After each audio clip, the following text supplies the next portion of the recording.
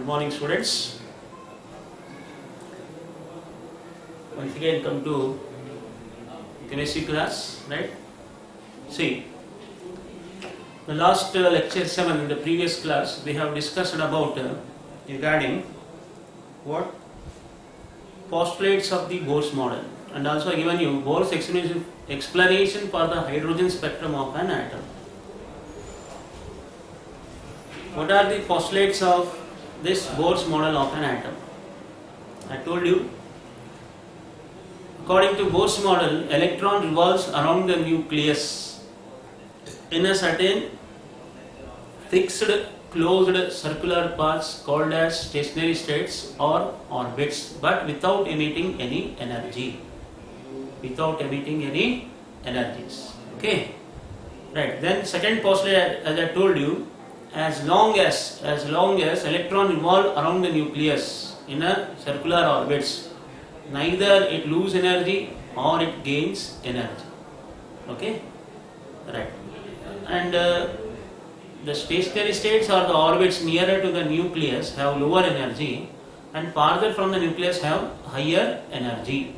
That's why orbits are also called energy levels, or stationary states are also called energy levels.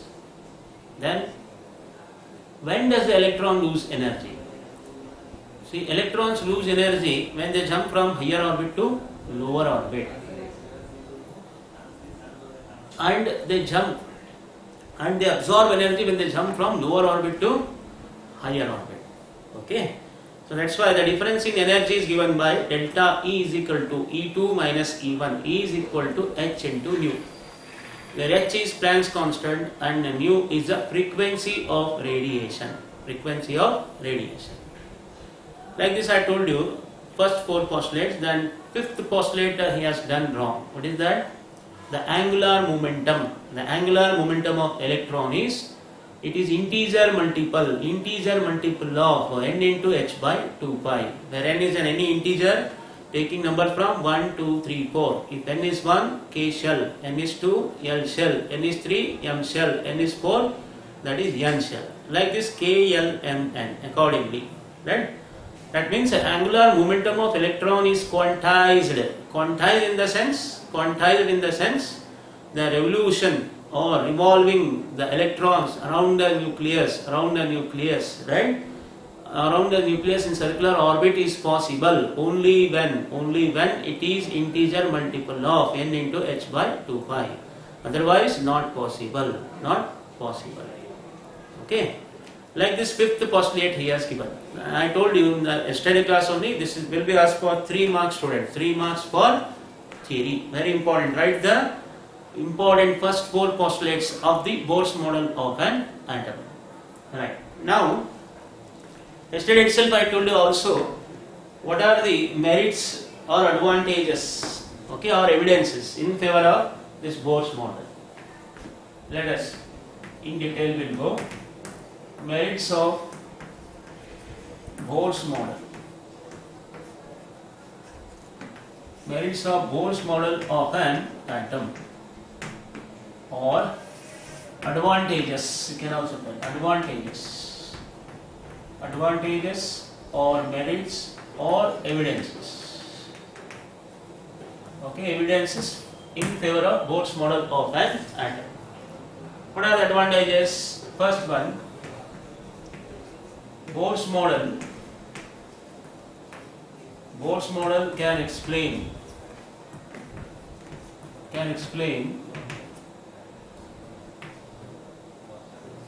line spectra of hydrogen atom. Line spectra of hydrogen atom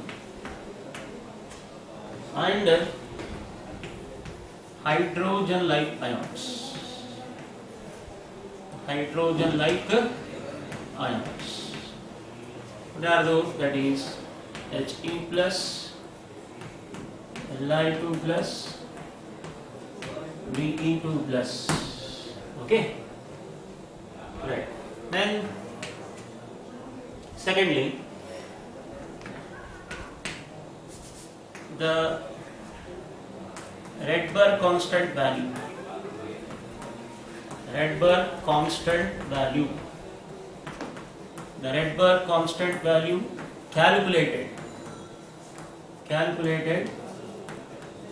on the basis of Bohr's theory and also what, and experimental value are in well agreement with each other.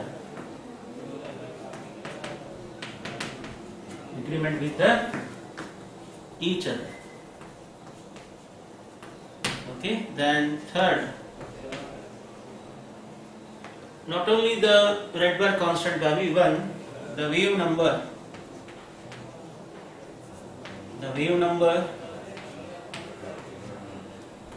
of spectral series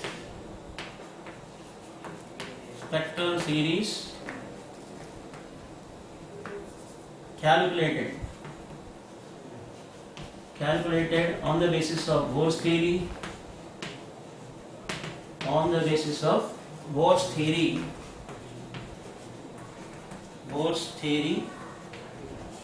and experimental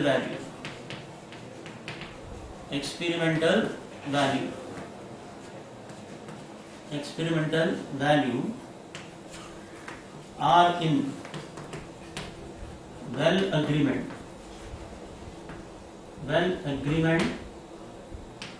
okay with each other.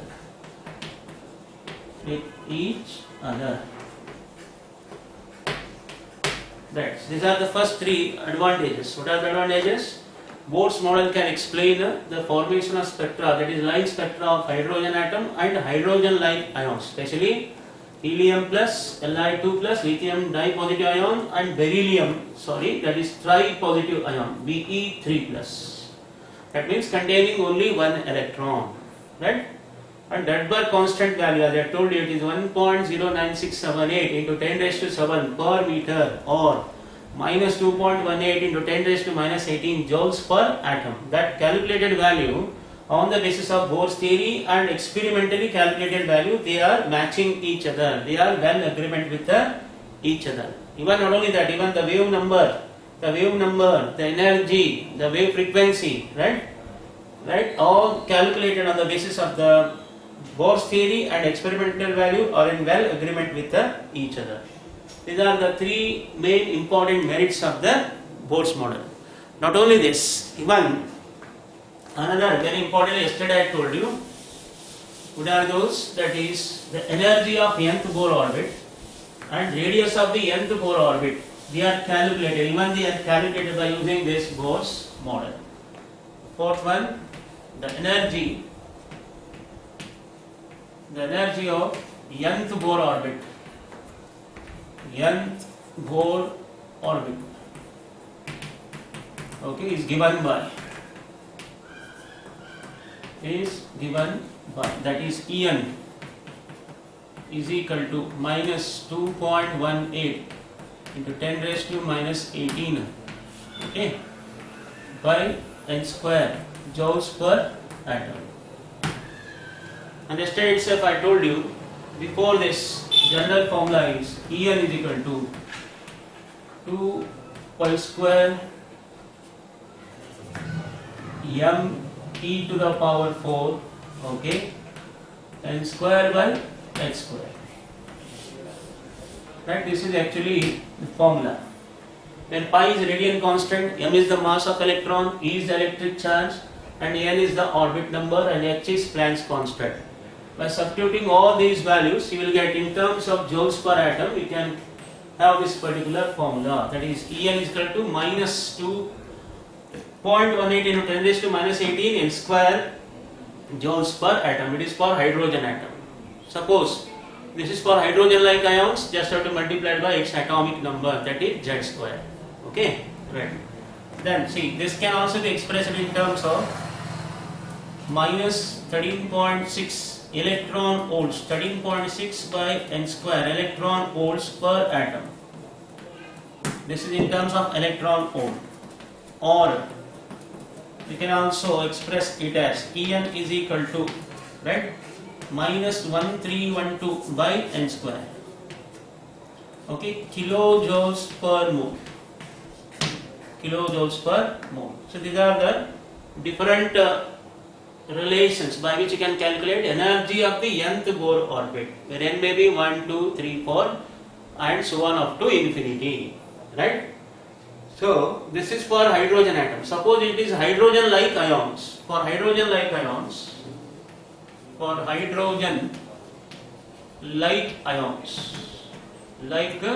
that is, just I told you He plus, right, Li2 plus, right, and Be3 plus, beryllium 3 plus. Then here it just modified as En is equal to minus 2.18 into 10 raised to minus 18 n square into z square, where z is atomic number.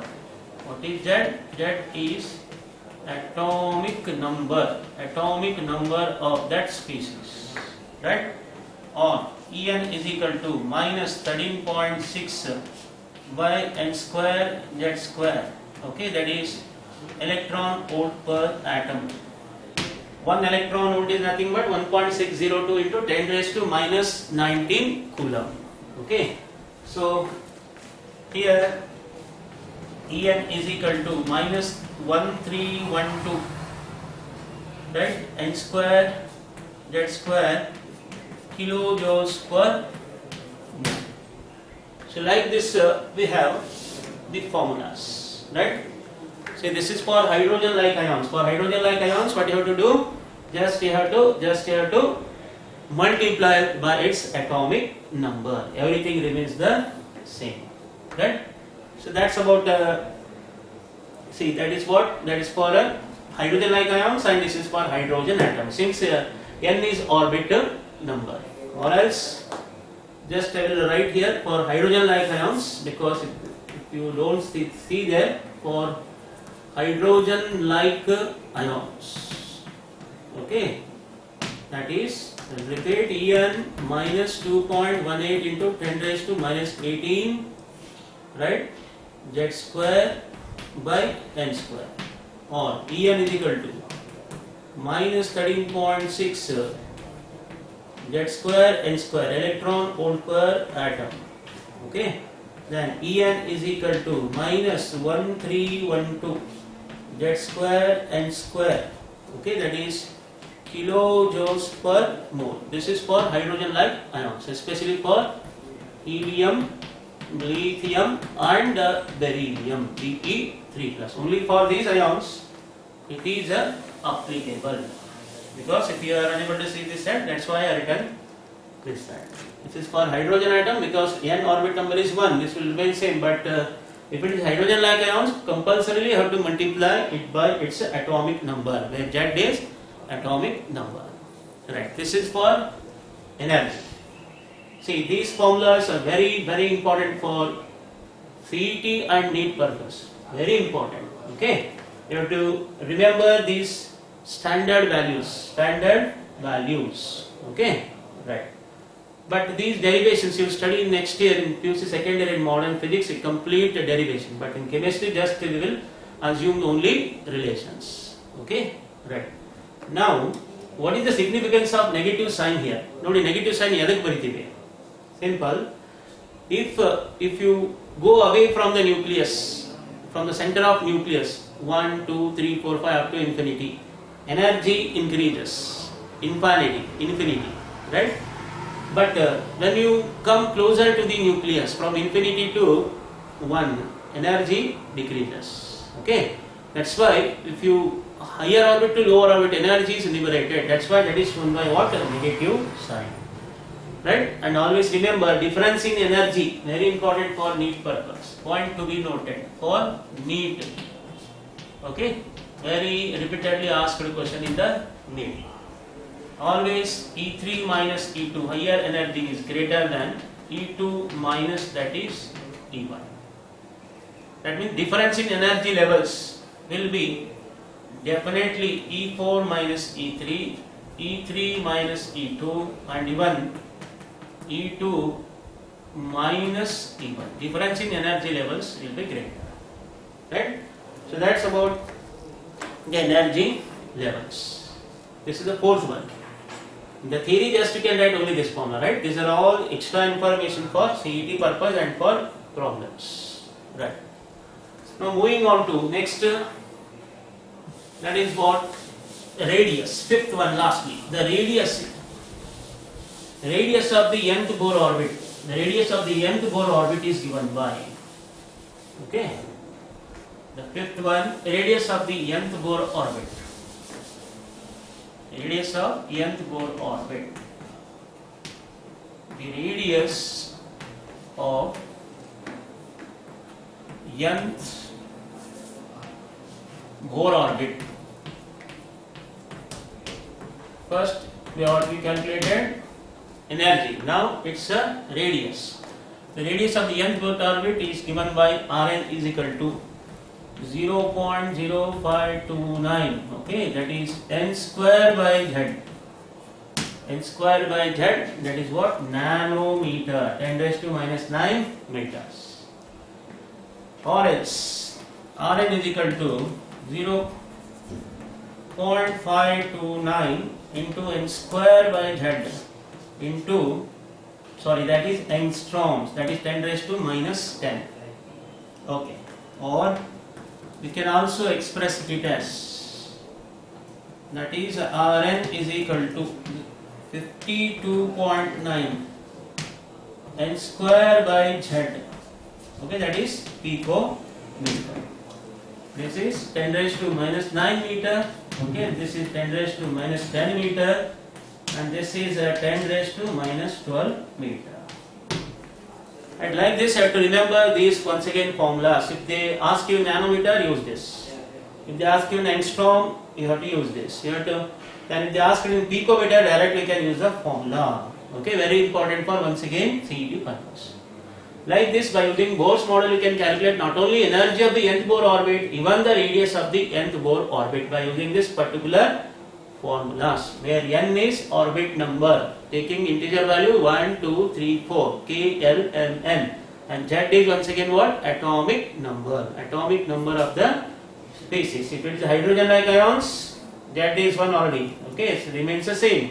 But if it is hydrogen-like ions, then we have to multiply. For helium, He plus, lithium, Li2 plus, beryllium, Be3 plus, only it is applicable, not for all.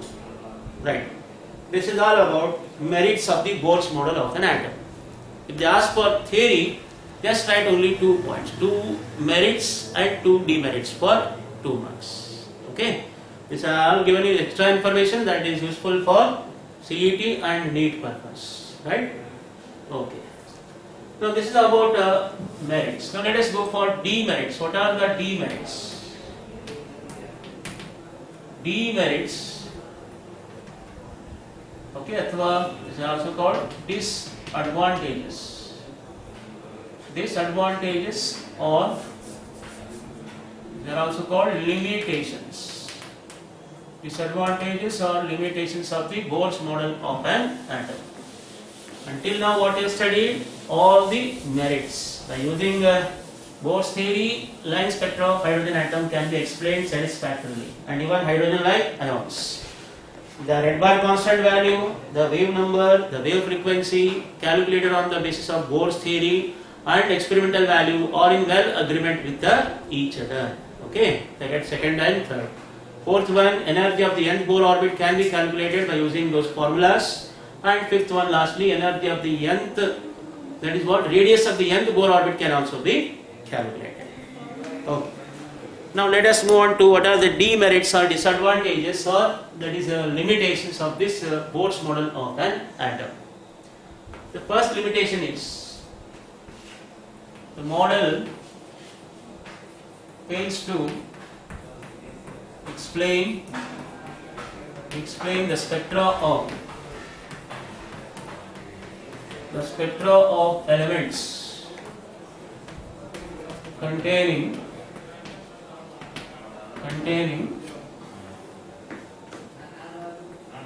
more than one electron. More than one electron.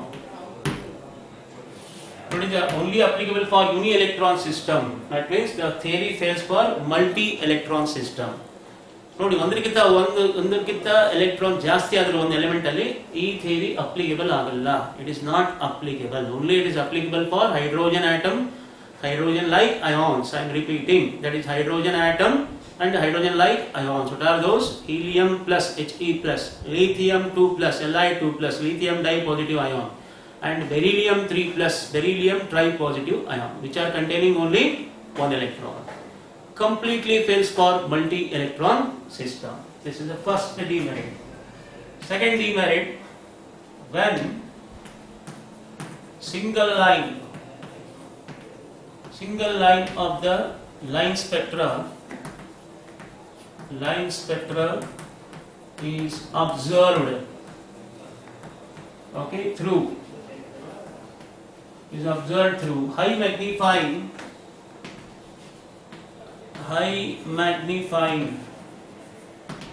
red spectrometer.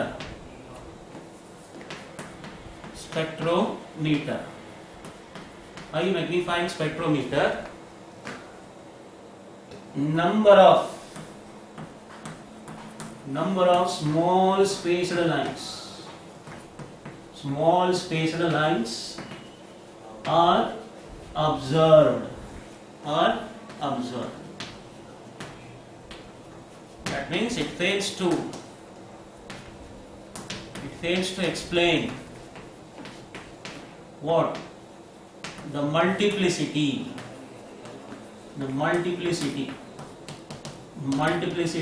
of an atom. Multiplicity of an electron. Electronic transition. Right?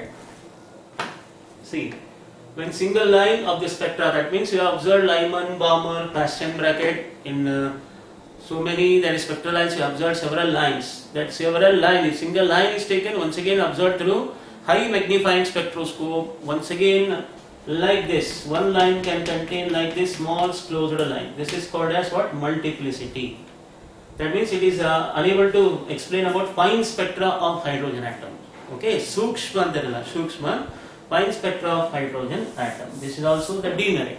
Then third, the model cannot explain. It also cannot explain what? The observations. Cannot explain Zeeman effect and Stark effect. Zeeman effect and Stark effect. Now observations like Zeeman effect and Stark effect. What is Zeeman effect? Zeeman effect means when single line of the spectra is taken and it is subjected to dispersion. Okay, subjected to dispersion. It is splits into number of small spaced lines, but in the presence of magnetic field, if it splits into number of small spaced lines, then it is called Zeeman effect. The same observation, the splitting of the single line into number of small spaced lines in the presence of electric field is called Stark effect, whereas the single line splitting into number of small spaced lines into okay, small spaced line, but in the presence of electric field is called Stark effect, but in the presence of magnetic field it is called Zeeman effect. I'll repeat, what is Zeeman effect? The spontaneous splitting of single line into number of small spaced lines in the presence of magnetic field is called Zeeman effect, whereas the splitting of the single line into number of small spaced lines in the presence of electric field is called Stark effect. Like this, the model fails to explain about these observations, Zeeman effect and Stark effect. Right? Then fourth one, it also cannot explain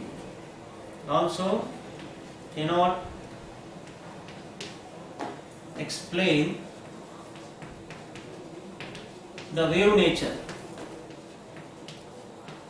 nature of light. That means it cannot consider this wave nature of light. Okay.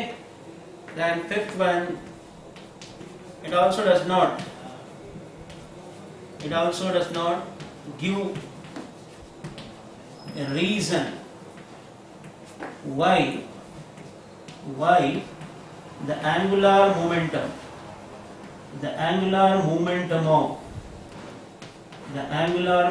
of electron is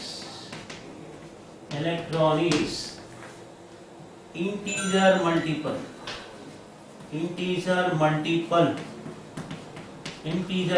of h by 2 pi.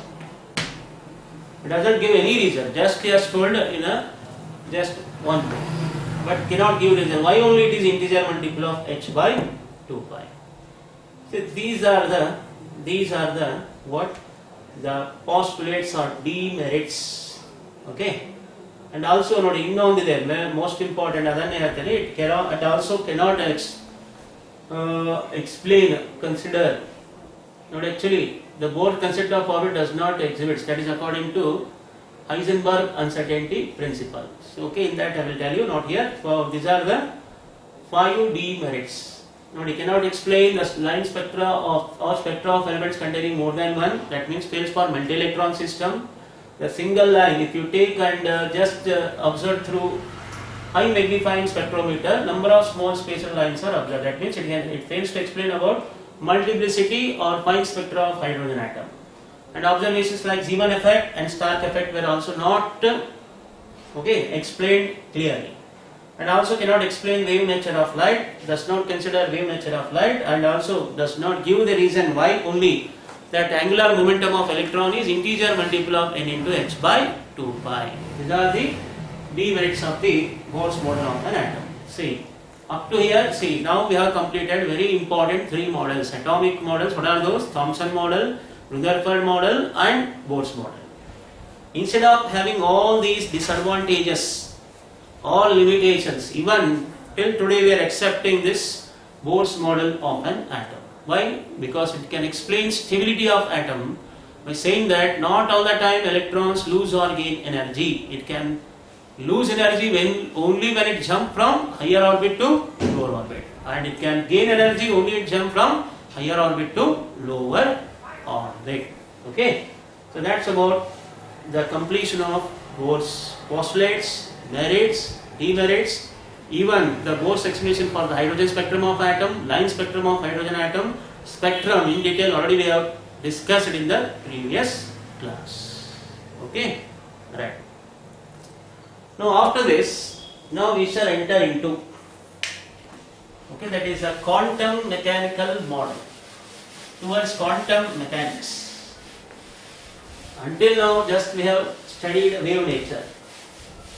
Now let us move on to the next part, approach towards quantum mechanics. What you can study in the quantum mechanics? Just students, towards quantum mechanical model, first we will understand what is this de Broglie wavelengths. Okay, de Broglie wavelengths, or it is also called, better we can tell it as de Broglie equation. De Broglie equation is also called matter wave equation.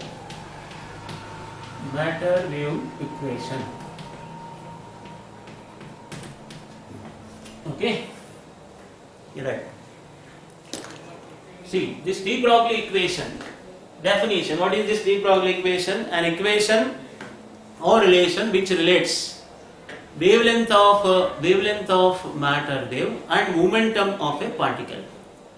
That means already I told you, according to de Broglie, electron is dual in nature, means it travels like a wave and is particle in the nature. Okay, already I told you the wave nature is experimentally given by reflection, refraction, interference, dispersion and diffraction, whereas particle nature is practically shown by, or evidence is shown by, photoelectric effect. So that's what here, as it is dual in nature. Now here in this equation will come both character, wave character and particle nature. That's why, what is de Broglie equation?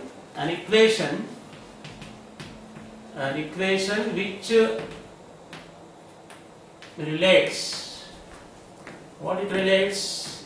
An equation which relates wavelength of a matter wave. Okay, wavelength of a matter wave and momentum of a particle.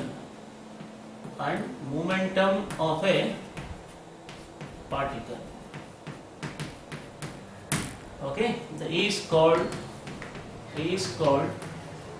de Broglie equation. Actually, it is given by the relation lambda is equal to h by m into c, or lambda is equal to h by p. C, because you know that p is nothing but momentum is a product of mass into velocity, right? What is lambda? Wavelength of matter wave. What is h? Planck's constant. What is m? Mass. What is c? Velocity. Mass into velocity is nothing but momentum. Lambda is equal to h by p. That's why you see here, wavelength of the matter wave lambda, momentum of the particle, that is p, is called de Broglie equation, right? In other books it is also given as h by m into v, or h by m into c, or h by p. Just try to remember. That's only, this gives rise to two concepts, wave and wave particle. Now, generally question arises, see, this derivation is not there, just you can have this, just I am giving you idea. E is equal to mc square, energy of the electron by according to Einstein's mass energy relation. E is equal to h nu according to Planck's equation. When you equate equation number 1 and 2, we will get mc square is equal to h nu. Okay. Then mc is equal to hc by lambda, because you know that nu is c by lambda. So, right, c square, c get cancels, and finally what you will get? Lambda is equal to h by m into c. This is how we can derive very easily with the help of Einstein's mass energy relation and Planck's mass energy relation. Right, so that's about de Broglie equation. Okay. Now let us we shall go for, that is next part, what is wave and what is a wave particle, then Heisenberg uncertainty principle. Okay. That means this de Broglie wavelengths or de Broglie equation, de Broglie equation or matter wave equation has given rise to two concepts, that is wave and wave particle. Then what is a wave and what is a wave particle? But generally if you are asked what is wave, means it is certain kind of disturbance produced in a medium. Certain kind of perturbance or disturbance produced in a medium is called wave. But to differentiate from wave particle, see, it is a delocalized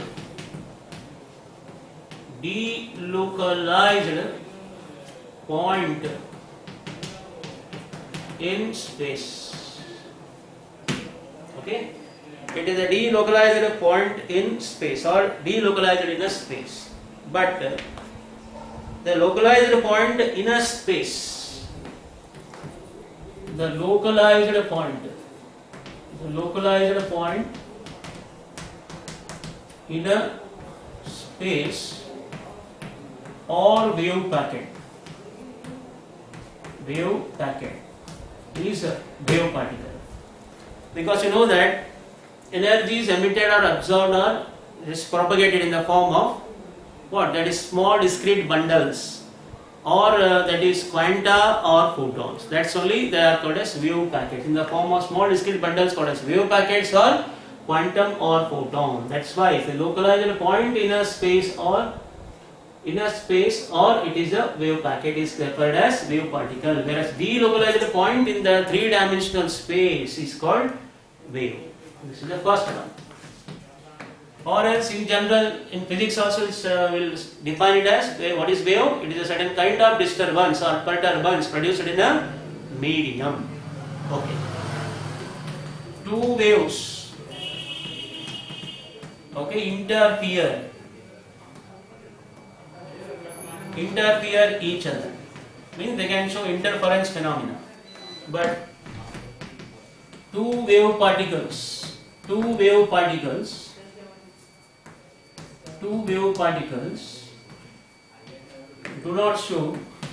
not show interference phenomena, or they do not interfere. And thirdly, the mass of wave depends on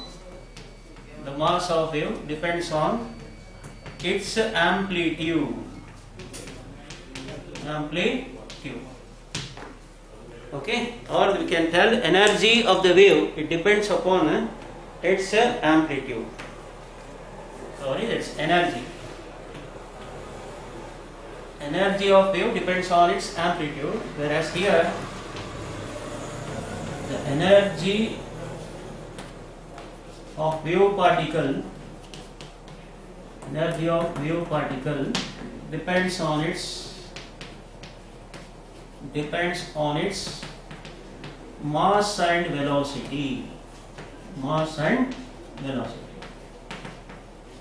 Right, these are the differences between wave and wave particle. I'll repeat, what is wave? It is certain kind of disturbance produced in a medium. But what is a wave particle? It is a kind of that is localized point present within the wave packet. That's why, to be more precise, wave is delocalized point in space, whereas localized point in a space or in a wave packet is called wave particle. Two waves can interfere each other, but two wave particles do not show interference. And energy of the wave depends on, or its energy is decided by amplitude, whereas energy of the wave particle is decided or depends on its mass and velocity both. This is how, by the de Broglie equation, we have two concepts, wave and wave particle. Right. So lastly, just I will try to complete your students, very importantly, Heisenberg uncertainty principle. So what is this Heisenberg uncertainty principle? This is all just related with this concept only. So Heisenberg's uncertainty principle. For the first statement, it is impossible to determine the exact position and exact momentum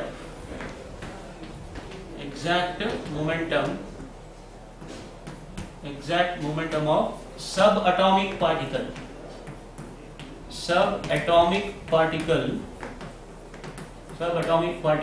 like an electron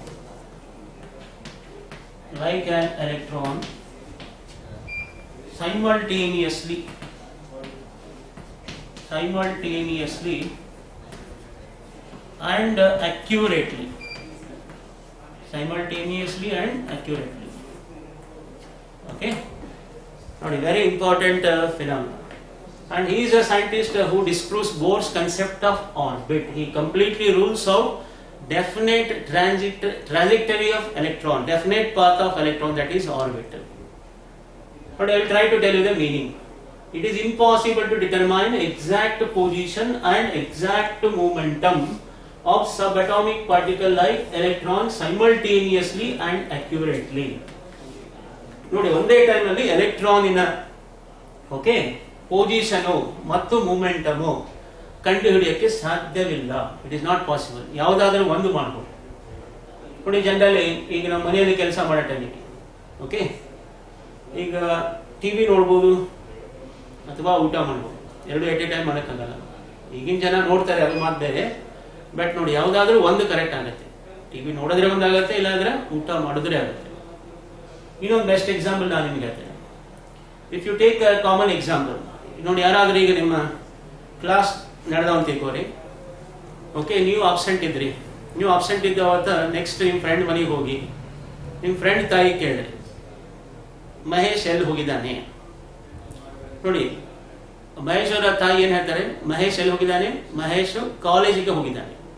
ಎಲ್ಲಿ ಹೋಗಿದ್ದಾನೆ? ಕಾಲೇಜಿಗೆ. ನೋಡಿ, ಅವರು ಮದ ನೋಡಿ, college ಏನಂತ ಹೇಳಿದ್ರು ಅವರು? ಓನ್ಲಿ ಮೂಮೆಂಟಮ್, ಬಟ್ ಪೊಸಿಷನ್ ಹೇಳಿಲ್ಲ. ಯಾಕೆ ಸರ್ ಅಂದ್ರೆ, ನೋಡಿ, ಕಾಲೇಜ್ ಎಷ್ಟು ಕಾಲೇಜ್ ಇರ್ಬೋದಪ್ಪ? ಈ ಗುಲ್ಬರ್ಗದಲ್ಲಿ ಆರ್ಟ್ಸ್ ಕಾಲೇಜ್ ಇರ್ಬೋದು, ಕಾಮರ್ಸ್ ಕಾಲೇಜ್ ಇರ್ಬೋದು, ಸೈನ್ಸ್. ಆರ್ಟ್ಸ್, ಕಾಮರ್ಸ್, ಸೈನ್ಸ್ ಮಾಡೇನೇನು? ಓಕೆ, ಸೈನ್ಸ್ ಮಾಡೋಣ ಅಂತ ತಿಳ್ಕೊಂಡ. ಸೈನ್ಸ್ ಅಂದ್ರೆ ಬಹಳಷ್ಟು ಕಾಲೇಜ್ ಇದೆ. Shri Guru college, okay, SDR, Gurukul, ಬಹಳ ಗೌರ್ಮೆಂಟ್ ಕಾಲೇಜಸ್, ಬಹಳಷ್ಟು ಸೈನ್ಸ್ ಕಾಲೇಜ್ ಇದೆ. ಅದರಲ್ಲಿ ಯಾವುದು ಅಂಡರ್ಸ್ಟ್ಯಾಂಡ್ ಮಾಡ್ಕೊಂಡು? ಶ್ರೀ ಗುರು ಕಾಲೇಜ್. ಶ್ರೀ ಗುರು ಕಾಲೇಜಲ್ಲಿ ಏನಪ್ಪ? ಫಸ್ಟ್ ಇಯರ್ ಅನ್ನ, ಸೆಕೆಂಡ್ ಇಯರ್ ಅನ್ನ? ಫಸ್ಟ್ ಇಯರ್ ಅನ್ನ. ಯಾವ ಸೆಕ್ಷನ್? ನಮ್ಮಲ್ಲಿ 6ರಿಂದ 8 ಸೆಕ್ಷನ್, ಹೌದಾ? First section, second section. First section ಅಂತ ತಿಳ್ಕೊಂಡು, ಫಸ್ಟ್ ಸೆಕ್ಷನ್ ಅಲ್ಲಿ ಎಲ್ಲಿ ಕೂತಿದ್ದಾನೆ? First bench. ಫಸ್ಟ್ ಬೆಂಚ್ ಅಲ್ಲಿ ಮಾತ್ರ ನೋಡಿ 3 ಜನ ಕೂತಿರ ಅಂತ ತಿಳ್ಕೊಂಡು, ಎಲ್ಲಿ ನಡು ಕೂತಿದ್ದಾನೆ ಅಥವಾ ಲಾಸ್ಟ್ ಕೂತಿದ್ದಾನೆ? ನೋಡಿ, ಈ ತರ. ಅದಕ್ಕೆ ನೋಡಿ ಏನು ನೋಡಿ, ಎಕ್ಸಾಕ್ಟ್ ಪೊಸಿಷನ್ ಅಂದ್ರೆ ಸರ್ಟ್ಯಾನಿಟಿ ಮೂಮೆಂಟಮ್ ಇದ್ರೆ ಪೊಸಿಷನ್ ಅಲ್ಲಿ ಅನ್ಸರ್ಟನಿಟಿ ಇರುತ್ತೆ, ಅಥವಾ ಸರ್ಟ್ಯಾನಿಟಿ ಇನ್ ಪೊಸಿಷನ್ ಇದ್ರೆ uncertainty in the momentum. That's why it is impossible. It is impossible to determine the exact position and exact momentum of subatomic particle like electron simultaneously and accurately. So mathematically it is given by delta x into delta p greater than or equal to h by 4 pi. Okay, or delta x into delta p is equal to h by 4 pi, where delta x is error in determination of, okay, position, okay, and delta p error in determination of momentum.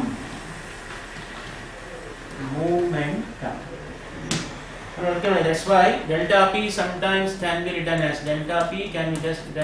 m into delta v, mass into velocity. Okay, ಅವಾಗ equation ಏನಾಗುತ್ತೆ? delta x is equal to h by 4 pi m into delta v. Final form of equation, right, where m is mass, change in velocity v, okay, that is this nothing but momentum. Pi is radian constant and h is Planck's constant. ನೋಡಿ, 2 ಮಾರ್ಕ್ಸಿಗೆ state and explain Heisenberg uncertainty principle ಅಂತ ಕೇಳಿದ್ರೆ ಈ statement ಬರೀಬೇಕು, ಈ mathematical equation have to write and you have to indicate the terms for 2 marks, right? ಅಂದ್ರೆ according to Heisenberg uncertainty principle, Bohr's concept of orbit is completely wrong. Okay, ನೋಡಿ, it is not integer. ನಾನು ಯಾವಾಗ ಹೇಳ್ತಾ ಇದ್ದೆ angular momentum of electron is integer multiple of h by 2 pi. No, it is h by 4 pi according to whom? According to Heisenberg. But he was unable to give any practical evidence. Okay, so near future, even the Bohr's concept of orbit is also, theoretically it is disproved by him only, but practically they have to give the what evidence. Right, students? So today we will stop here. That means today what we have covered? See, we have covered very importantly, once again I revised you, postulates of the Bohr's model of an atom, then merits, demerits I told you, then de Broglie wavelengths, right, and the difference between wave and wave particle, and lastly this Heisenberg uncertainty principle. So today we will stop here. So thank you.